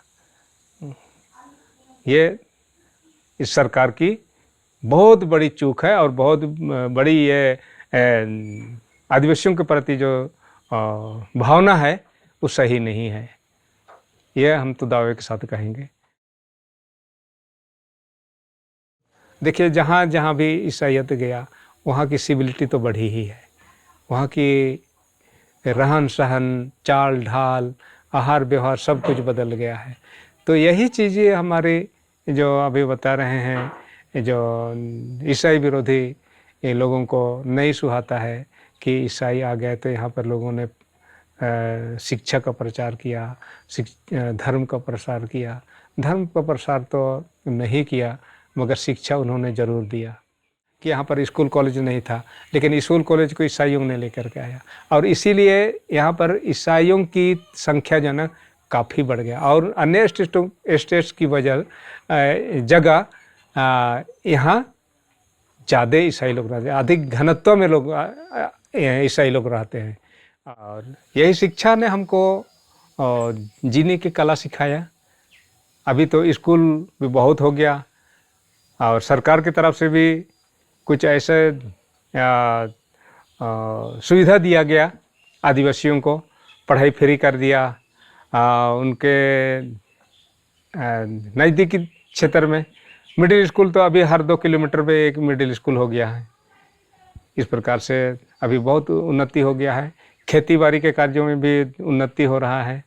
काफ़ी यहाँ के लोग अभी एक एक किसान, जो गर्मी सीजन आता है तो एक एक किसान जिसके पास साधन और सुविधा है वो कम से कम एक सीजन में 1.5 लाख से 2.5 लाख रुपया खेती बाड़ी से कमाते हैं एक सीजन में, मतलब 3 महीने के अंदर में। इतना अभी डेवलप हो गया है। डेवलप का कारण वही शिक्षा है और यहाँ के काम करने वालों का लगन कहेंगे, लगन, इससे अच्छी होगी यह ज़िंदगी। तो सबसे पहला अपने देश के अंदर में आदिवासी मुंडा समाज से मैट्रिक पास करने वाला जयपाल सिंह मुंडा, और उन्होंने संविधान लिखने में भागीदारी की है। लेकिन आज उसको लोग नहीं जानते हैं कि ये जयपाल सिंह मुंडा भी संविधान लिखने में भागीदारी किया है। बहुत कम लोग जानते हैं, जो ये आदिवासी समाज के लिए एक अभिशाप है। B.R. अम्बेडकर को बोलते हैं संविधान निर्माता, लेकिन जयपाल सिंह मुंडा का नाम लोग नहीं लेता है। इधर के हम लोग हैं जो कुछ हैं वो लोग इस चीज़ से दुखित होते हैं कि आज इसका नाम नहीं लिया जा रहा है बोल करके। जब संविधान का प्रारूप बन करके तैयार हुआ, जयपाल सिंह मुंडा को उसमें सिग्नेचर करने के लिए दिया गया, तो उस समय उनके आँखों से आंसू छलक पड़ा था। और उसने जब सिग्नेचर कर रहा था तब जो संविधान का जो मूल प्रति था उसमें गिरा था। उस समय इंक का ये होता था, इंक से उन्होंने स्याही ये संविधान लिखा था। और जब सिग्नेचर करने के पहले उसका संविधान की कॉपी में आंसू गिरा था, और उसका चिन्ह जो है ना, वो स्याही तो होता है थोड़ा, मैंने ये पुराना होने के बाद भी ये होता है, वो हो गया था। और वो 2015 तक वो निशाना था। लेकिन अब इस देश की विडंबना कहिए, आज वो संविधान का मूल कॉपी जो है ना गायब हो गया। यह हमारे लिए बहुत बड़ी दुख की बात है। अब क्या हो गया है, समृद्धता आ गया है। हाँ, जो एक बार आदमी उठने के बाद में थोड़ा उठने का ही प्रयास करता है, लगातार उठने का ही प्रयास करता है, तो ही उठने का ये है। उस दूसरी बात, स्कूल कॉलेज के खोलने से उसमें पढ़ाई कर कर के लोग खेती के बारे में और चीज़ के बारे में लोग शिक्षा हासिल कर रहे हैं, और उस शिक्षा के अनुसार अपने आप को ढाल रहे हैं। ये इनका मैंने ऊपर उठने का, तरक्की करने का एक जो है शुरू हो गया है। खेती बाड़ी से भी आमदनी किया जा सकता है, मुर्गी पालन से आमदनी किया जा सकता है, भेड़ बकरी पालन से आमदनी किया जा सकता है। इस प्रकार से लोग जागरूक होकर के खेती बाड़ी कर रहे हैं, और इसीलिए अब सरकार देख रही है कि आदिवासी लोग इसी से ऊपर उठ रहे हैं।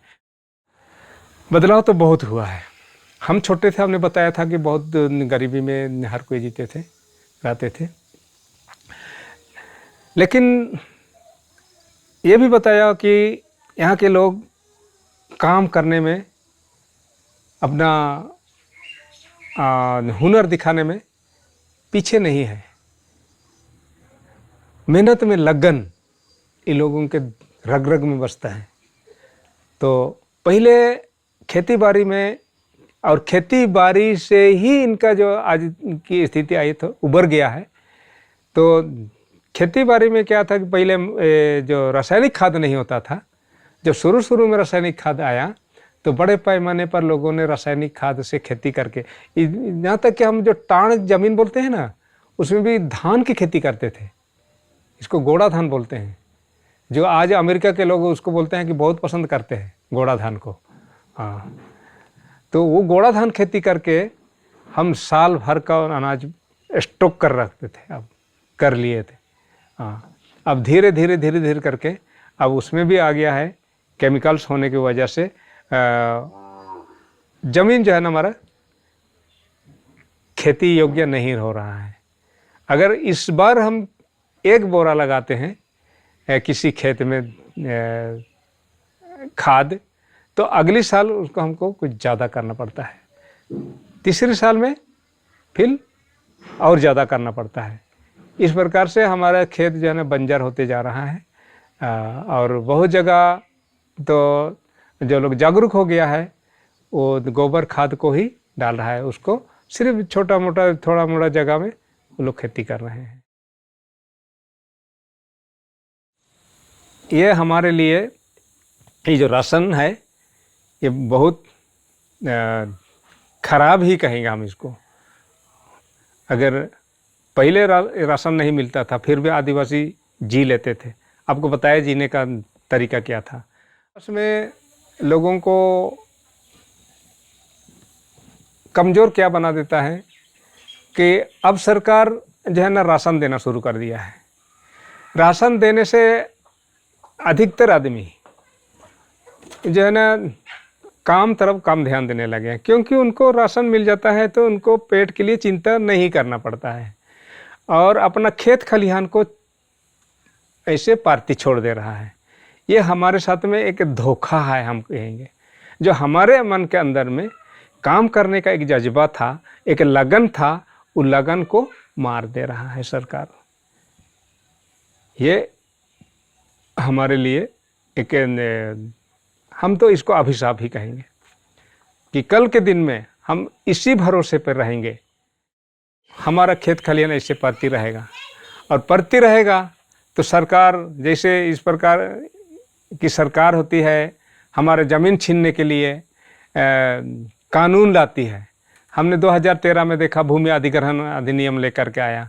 उसमें क्या था कि हमारी ज़मीन ले लेता, और अगर हमारा खेत खलिहान पड़ती रहेगा, खेती नहीं होगा, तो बोलेगा कि आपकी ज़मीन से तो कोई आमदनी नहीं हो रहा है जी, तुम इसको बेच दो। हाँ, आपको पैसा मिलेगा, आप पैसे से बिजनेस कर लीजिएगा। तो हमारे लोगों को बिजनेस तो आती नहीं है। नहीं, इस प्रकार से हमारी ये आदिवासी दुनिया जो है ना तबाह हो जाएगी। आदिवासियों की ज़िंदगी ही कि शुरू से जब आदिवासी गैर आदिवासी का मैंने जो बंटवारा शुरू हुआ, तब से आदिवासी यही झेलते रहा है आज तक। अब पता नहीं इससे भी आगे लोग उभर पाएगा नहीं उभर पाएगा। कभी इनकी ज़मीन छीन जाती, कभी उनकी बीवी बच्चों को छीन लिया जाता। इसलिए आज भी हम बीजेपी से हम लोग नफरत करते हैं, आदिवासी भी खास करके, कि राजनीति ऐसी होनी चाहिए कि लोकोपयोगी होना चाहिए। भाई जो गलत है तो गलत है, सही चीज़ को आप कीजिए। हाँ, जैसे यहाँ के हमने देखा आदिवासी इसी से डरते हैं कि हमारी ज़मीन चली जाएगी। हाँ, जब भी मैंने ये होता है ज़मीन का ही बात होती है, आदिवासियों सब ज़मीन लेने की बात होती है, और बदले में वही होता है साड़ी धोती दे देता है। उसको सोचता है कि इससे आदिवासी खुश हो जाएगा। पर हमारी साड़ी धोती तक ही ज़िंदगी सीमित नहीं है, और भी कुछ है हमारे क्षेत्र के लिए।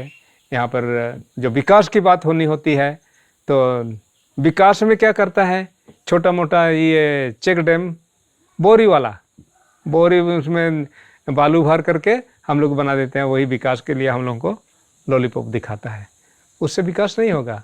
यहाँ पर स्कूल कॉलेज होना चाहिए था, आईटी कॉलेज होना चाहिए था, और बड़े बड़े संस्थान होने चाहिए था, जिससे पढ़ करके हम आगे को हम देश के स्तर में हम अपनी छवि बनाते।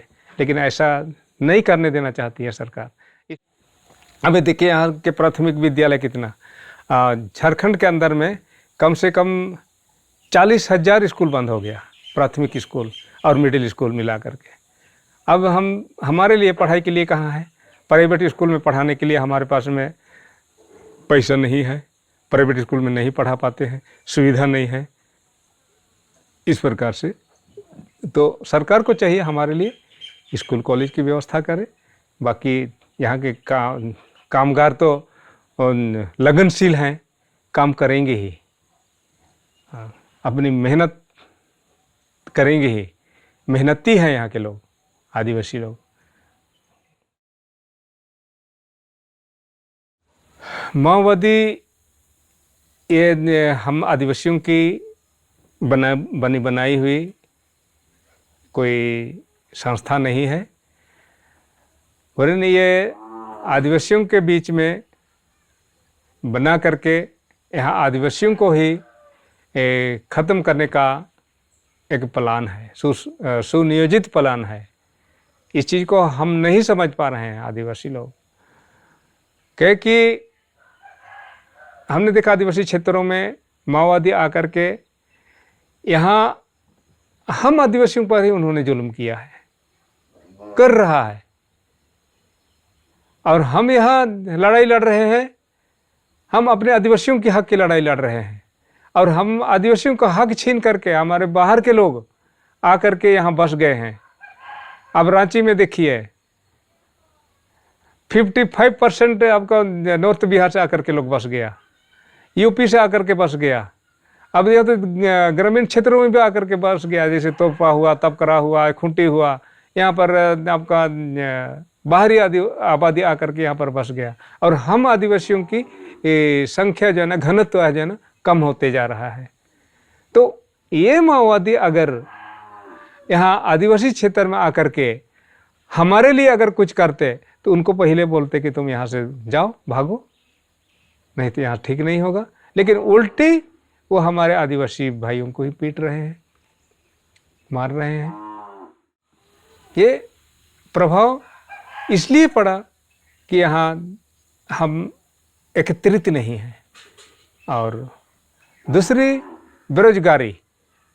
आदमी युवा जो है ना, युवा लोग अभी अपने आप को बेरोजगारी समझ करके उसको सस्ती लोकप्रिय समझ करके अब उसमें जा रहे हैं। देखता क्या है, उसमें बंदूक है, रौब है, एक ठाठ सा दिखता है, लेकिन वो कुछ नहीं है, उनका एक धोखा है वो, इसलिए उसमें पड़ जा रहे हैं। कुछ दिन के लिए उनको किसी से, ठेकेदार से, किसी व्यापारी से धमकी दे करके पैसे मिल जाते हैं और ये अपना करियर बर्बाद कर रहे हैं। कानून तो अपने तरीके से काम कर रही है। अब माओवादी का नाम आ गया तो उनके नाम से माओवादी के साथ कानून लागू होगा। और सरकार की भी नीति इसमें क्या है कि इधर जैसे अभी चलाया है, किसान का आमदनी हम दोगुना कर देंगे। दोगुना कहाँ हो रहा है और कैसे दोगुना होगा किसान का आमदनी? अब बताइए ना, हम टमाटर बेच रहे हैं 2 रुपया 2.5 रुपया किलो में, तो हम जितना सब्जी पैदा करके बेच रहे हैं वो हमको उसका लागत मूल्य भी नहीं मिल रहा है, तो हमारा आय कहाँ से दोगुना हो रहा है? तो ये आय दोगुना करने का मतलब है कि हम जितना अगर खेती करते हैं तो सरकार उस चीज़ को उठाता ना, एक एमएसपी बनाता। एमएसपी बनाने के बाद में वो बोलता कि हाँ आपका ये फला जो खेती है उसका एमएसपी इतना है, उसके बाद में वो हमको देता एमएसपी दोगुना करके, तब तो हम बोलते कि हाँ दोगुना किया है। अब हम क्या कर रहे हैं, एमएसपी के चक्कर में पैसे की तो हर एक इंसान को, एक भिखारी को भी पैसे की ज़रूरत होगी और एक अमीर को भी पैसे की ज़रूरत होती है। तो यहाँ के युवा क्या करते हैं कि पैसे ही चाहिए, तो उनको वही लूटपाट करना चाहिए। नहीं तो जा कर के उधर आप क्या बोलते हैं कि गांजा अफीम की खेती कीजिए। ये इसमें खेती करने वालों के, हम तो हमारे नज़रिए से, मेरा अपना निजी विचार है कि अफीम खेती करने वालों का ये गुनाह नहीं है। पैसा का आपने बताया दोगुना करने के लिए, अब दोगुना नहीं करा करके आप उनको उनका रोजगार छीन रहे हैं। रोजगार तो छीन ही रहे हैं। तो अगर अफीम खेती करता है पैसे के लिए तो गुनाह क्या करता है? नहीं गुनाह करे, ये मेरा निजी विचार है, औरों के लिए ना सही। तो उसको बोलते हैं कि आप अवैध हैं, अवैध खेती कर रहा है। तो आपने जो वादा किया उसको पहले पूरा कीजिए ना, उसके बाद में वो खेती करता है कि नहीं करता है, उसके बाद में आप कानूनी कार्रवाई कीजिए। किसने रोका है? हमारे समाज के लिए तो यही आशा है कि यहाँ के लोग पढ़े लिखे, जागरूक बने, नशा छोड़े। अगर नशा छोड़ देगा तो यहाँ भी क्या बोलते हैं, स्विट्जरलैंड जैसा बन जाएगा। झारखंड स्टेट बनाने के लिए हमारे पूर्वजों ने एक बहुत ही सुनहरा सपना देखा था। अपना इतना बड़ा सपना देखा था कि हम आदिवासियों का एक अलग राज होगा, हमारे अपने नेता होंगे, अपने मंत्री होंगे, अपने प्रशासनिक अधिकारी होंगे, पदाधिकारी होंगे, कर्मचारी होंगे। ये बहुत बड़ा सपना देखा था उन लोगों ने, और इन्होंने इसीलिए झारखंड को एक आदिवासी राज के रूप में अपना हिस्सा मांगने का काम किया। और जब झारखंड आंदोलन चालू किया तो उन्होंने शुरू में यही रखा कि हम आदिवासियों के लिए एक अलग राज चाहिए। तो उन्होंने झारखंड आंदोलन इसलिए किया था कि हमारे फायदे के लिए। लेकिन क्या हुआ, वहाँ पर बीजेपी का ही नाम आता है। उन्होंने जब कभी झारखंड का आंदोलन नहीं किया, कभी झारखंड आंदोलन में हिस्सा नहीं लिया, उल्टा उनके ऊपर में क्या बोलते हैं उसको, असामाजिक कमेंट करते थे कि झारखंड आंदोलन को, और दोष देते थे वही कि ईसाइयों का षड्यंत्र है। झारखंड आंदोलन एक ईसाइयों का षड्यंत्र है, इस प्रकार का भी उन्होंने संज्ञा देते थे। लेकिन जब झारखंड आज़ाद हुआ तो उनका मुख्यमंत्री बीजेपी से होता है। जबकि यहाँ हम अपने झारखंडियों के लिए झारखंड मांगा था, तो यहाँ पर हमारा झारखंड की नामधारी पार्टियों को नहीं मिला। झारखंड आंदोलन के आंदोलन कारी पार्टियों को झारखंड का कमान नहीं मिला, बीजेपी को मिला।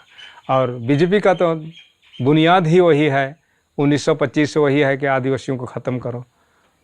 और उनका, हमारे आदिवासी भी बीजेपी में चले जाते हैं तो उनके दूध के धुले हो जाते हैं। तो बाबूलाल मरांडी उसी में से है।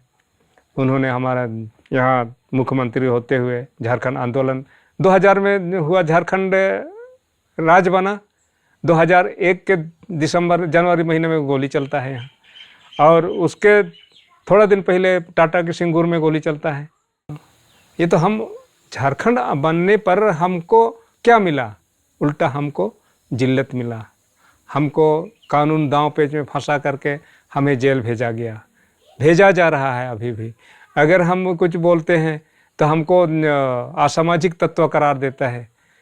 अगर हम किसी अपने आदर्श नेतृत्व को, कोई नेता है हमारा, उनके ये में चले जाते हैं तो उनको नक्सली घोषित कर देता है, हमें नक्सली घोषित कर देता है।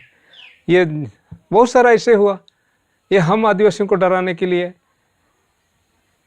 बीजेपी ने वही चाल चला। 2001 में जो गोली चली थी, उन्होंने क्या किया कि हम जगह जगह पर बैरिकेडिंग लगा दिए थे कि ये क्षेत्र हमारा है, और उन बैरिकेड को तोड़ करके नक्सली के नाम पर इस क्षेत्र में घुसा।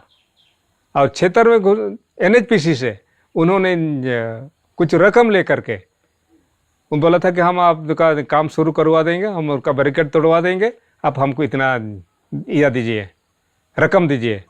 तो उसने एग्री हो करके अपना उनको रकम दे दिया, और ये बैरिकेड खोलने के लिए नक्सली का नाम लिया कि इधर में नक्सली आया है और हम नक्सली को पकड़ने के लिए जा रहे हैं। तो ये आकर के यहाँ पर तोड़ा। वहाँ पर ग्राम संगठन के द्वारा बनाया गया बैरिकेड था डेरांग में। उसको जब तोड़ रहा था तो वहाँ पर मैं खुद आकर के उनको देखा, रोका, बोला भाई ये ग्राम सभा के द्वारा लगाया गया है, तो आप क्यों तोड़ रहे हैं? तो वहाँ थाने का बड़ा बाबू था, बोलता है कि उस समय तोरपा थाना हुआ करता था, तब करा तो एक OP मात्र था। तो उन्होंने बोला कि तुम यहाँ का लाट साहब है। मैं बोला कि साहब मैं लाट साहब नहीं हूँ, लाट साहब तो आप जिसे वर्दी पहनने वाले लोग हो सकते हैं, मैं तो यहाँ ग्रामीण हूँ। तो वही उस समय उसके बाद मेरे साथ भी मारपीट किया और हमको भी नक्सली में डाल दिया। इस प्रकार से केस लड़ा हम 10 साल तक। 10 साल के बाद एक तरफा केस लड़ते रहा। अंत में उसको उनके तरफ से नहीं गया बोल करके मेरा केस को बंद कर दिया गया। तब से अभी चैन में हूँ। हाँ, मुझे भी फंसा दिया गया था। मैं 10 साल तक केस लड़ा उसके। ये 2001 से लेकर के 2011 की 13 तक ये मैं लड़ते रहा। हालांकि जेल नहीं गया, बेल हो गया था मेरा।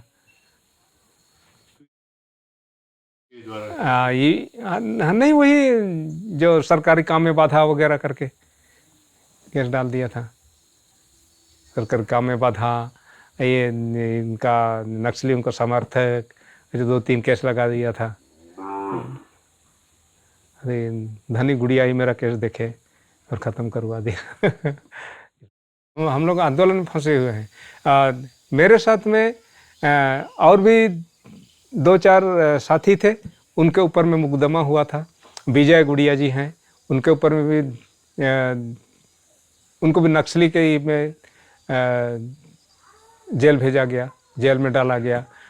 इधर एक था सादर कंडुलना करके, उधर जयपुर का, उनको ये किया। तब करा के और एक था क्या नाम करके, उसका नाम भुला रहा हूँ, तैयब जी, उनको जेल में डाला गया। इस प्रकार से हम जितने आंदोलनकारी थे सबके ऊपर में सरकार की निगाह थी, और इनको वही नक्सली के नाम पर पकड़ करके उनको जेल में डालना था कि इधर आंदोलन कमज़ोर हो जाएगा और यहाँ पर अपना मनमाना खर्च कर लेंगे, अपना मनमाना कर लेंगे। आदिवासी लोगों का तो आंदोलन ही, लड़ाई ही क्या ज़िंदगी में लिखा हुआ है कि क्या।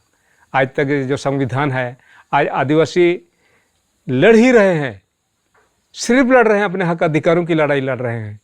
आज तक इनको कहीं पर कोई सम्मानजनक स्थान नहीं दिया गया। अपनी ज़मीन बचाने की लड़ाई, और ये आदिवासियों की ज़मीन ही छीनने के लिए सरकार आती है। यही हमारी ये जो बोलते हैं सत्तारूढ़ सरकार। हेमंत सोरेन के समय से हम थोड़ा तो शांत हैं, शांति मिली है, इस प्रकार का अभी नहीं हुआ है। तो बाबूलाल मरांडी के समय में, रघुवर दास के समय में हम देखते थे पत्थलगड़ी आंदोलन को लेकर के कितना जुल्म हुआ, और लोगों को मारा गया, पीटा गया, पकड़ करके जेलों में डाला गया। इस प्रकार से हमारे साथ में अन्याय जुल्म होता रहा। तो हम झारखंड की उन्नति के लिए, हम अपने सुख शांति के लिए हमने झारखंड मांगा था, लेकिन हमको इस बदले में ये जिल्लत मिला सर। तो यहाँ भी विस्थापन की नौबत आई थी। कोयलकारो जन संगठन, कोयलकारो परियोजना को लेकर के सरकार ने बहुत बड़ा जाल बुना था। ये 1953 में शुरू हुआ था, ये परियोजना पास हुआ था उस समय। तो ये शुरू तो 1995 में, इससे पहले हल्का फुल्का ये हुआ था, लेकिन उसने जोर नहीं पकड़ा था उसके लिए। लेकिन 1995 में इन्होंने घोषणा कर दिया कि यहाँ पर हम डैम बनाएंगे, उद्घाटन करने की बात आ गई। तब तक केंद्र की सरकार में पीवी नरसिम्हा राव प्रधानमंत्री हुआ करते थे। उसने घोषणा कर दिया कि हम 5 जुलाई को कोयलकारो पन विद्युत परियोजना का हम शिलान्यास करेंगे। तो हमारे तो पहले से लड़ाई थी, हमें डर था विस्थापन से। तो उसी को लेकर के हमारे कुछ यहाँ के जन आगुए उठ खड़े हुए, लोगों को समझाना शुरू किया कि यहाँ से हम विस्थापित हो जाएंगे तो ये हमारे लिए जो मुंडा आदिवासियों का एक सामाजिक स्ट्रक्चर है वो बिल्कुल ख़त्म हो जाएगा। अभी उसी के लिए लड़ाई लड़ रहे हैं। और जैसे गोली चली वहाँ 2001 में बाबूलाल मरांडी के मुख्यमंत्री काल में, उन्होंने गोली चलवा दिया। हमारे 8 आदमी तो डेथ कर गए और दर्जनों हमारे घायल हो गया। वो आज भी घायल ही हैं, मैंने अपंग हैं, घायल नहीं है। अभी तो घाव से छूट गया, लेकिन ये लोग अपंग हो गए हैं। उनकी कुछ सरकार से मांग करते रहते हैं कि उनको आप कुछ कंपनसेशन दीजिए या तो उनको कुछ आवास वगैरह दीजिए। इस प्रकार का हमारा मांग होते रहा है। और हर 5 जुलाई का दिन उन्होंने घोषित किया था कि शिलान्यास करेंगे। तो जन आंदोलन के कारण वो नहीं आए, और उसी तारीख को हम आज भी एक संकल्प दिवस मानते हैं, संकल्प दिवस के रूप में मानते हैं। और उस दिन आज भी हमारा आंदोलन का इतिहास को हम दोहराते हैं। उसके बाद हम वहाँ पर वहाँ पर शहीद स्थल है तपकरा में। शहीद स्थल में हमारे जो 8 साथी पुलिस की गोली से शहीद हो गए, उनको 2 फरवरी को हम श्रद्धांजलि देते हैं। उसी दिन हुआ था, तो इसीलिए करते रहते हैं।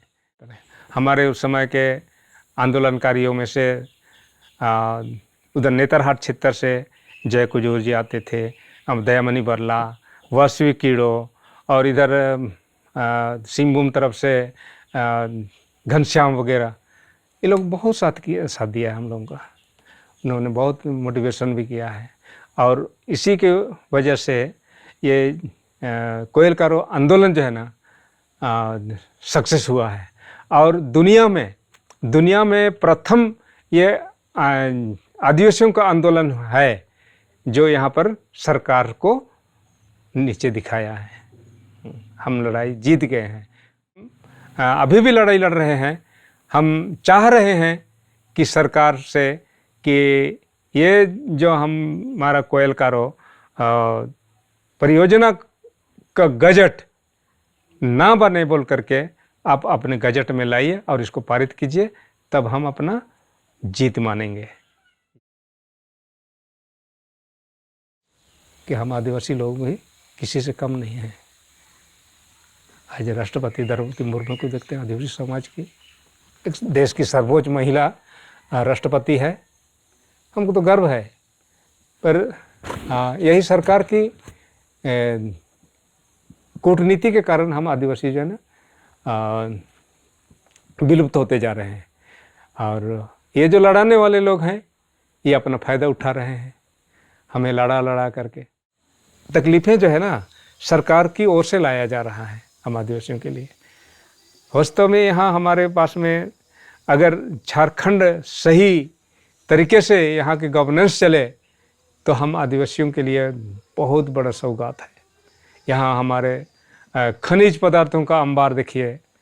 यहाँ अगर झारखंड में ही उसका रॉयल्टी आता तो एक समृद्ध राज्य बनता, और उसी को लेकर के हमारे पूर्वजों ने ये झारखंड आंदोलन किया था कि हमको अलग झारखंड चाहिए। यहाँ कोयला है, अबरख है, और चीज़ भी है। अभी तो एक पता चला है भूगर्भ सर्वे के द्वारा, भूगर्भ शास्त्रियों ने सर्वे किया था कि झारखंड की धरती के नीचे में 9 लाख टन सोना है। 9 लाख टन कम नहीं, जबकि विश्व के किसी भी कोने में किसी भी क्षेत्र में इतनी मात्रा में सोना नहीं है, और ये पता चला है झारखंड के अंदर में है। अब उसके लिए भी हमको विस्थापित होना पड़ेगा, या तो लड़ाई लड़नी होगी। लड़ाई लड़ेंगे तो क्या, हम तो संविधान के दायरे में लड़ने वाले हैं, और उस संविधान को मानने वाले हम लोग हैं। लेकिन उस संविधान को धत्ता बताने वाले तो सत्तारूढ़ सरकार है, हमारे साथ में बंदूक का इस्तेमाल करेगी। ये हम आदिवासियों के लिए एक महाकाल है।